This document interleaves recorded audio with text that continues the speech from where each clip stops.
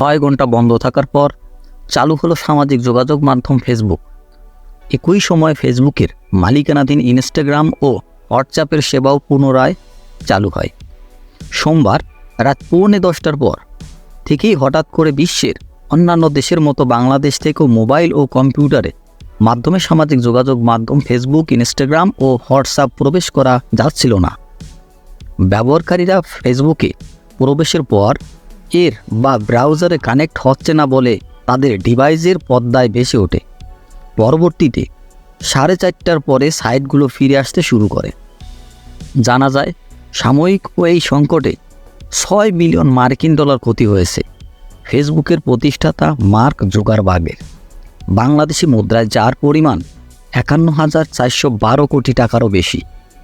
এছাড়া শেয়ার বাজারও ক্ষতির মুখে হয়েছে ফেসবুককে। সমস্যা সমাধানের পর সবার কাছে ক্ষমা চেয়েছেন জুকারবার্গ।